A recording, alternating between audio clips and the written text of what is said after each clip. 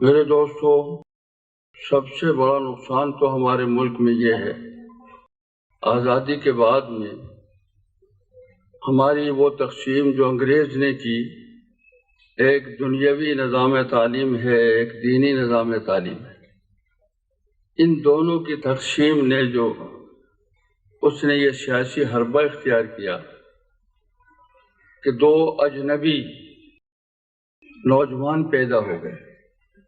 College کا نوجوان وہاں کی تہذیب اور وہاں کی تربیت کے بعد میں مسجد سے مانوس نہیں ہوتا، اور مسجد کا تعلیم یافتہ طبقہ اس نوجوان سے اجنبی ہو جاتا ہے، گویا مسلمانوں کو خود ہی تقسیم کر دیا۔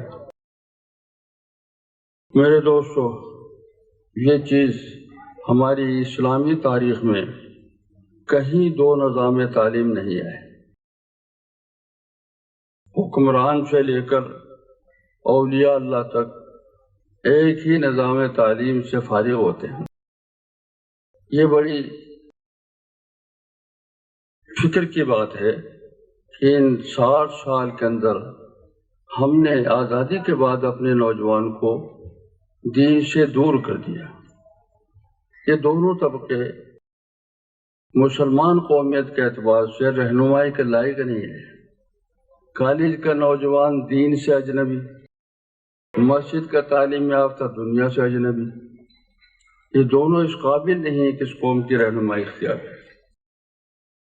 جیسا آپ کے سامنے آیا کہ آزادی کے بعد میں تبدیلیاں آنی چاہیے، خصوصاً دور غلامی کے جو نظریہ تعلیم کا ہوتا ہے اس سے فی الفور نجات حاصل کرنی چاہیے۔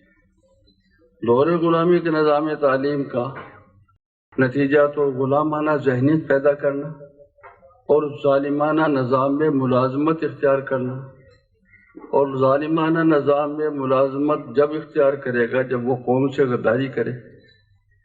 میرے دوستو، یہ کوئی فخر کی چیز نہیں۔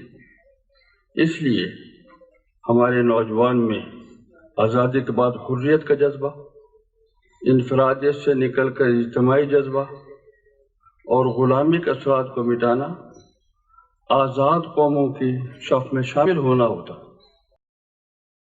آج ہم جب یہ دیکھتے ہیں، ہمارے پڑوس میں ہم سے 2 سال بعد چائنا میں انقلاب آیا، لیکن آج وہاں کا نوجوان اپنے آزادی کے بعد کے کالج اور یونیورسٹی سے نکلنے والا وہ قومی سیاست سمجھتا ہے، وہ قوم کا معاشی نظریہ جانتا ہے، وہ اپنی قوم کا فلسفہ جانتا ہے۔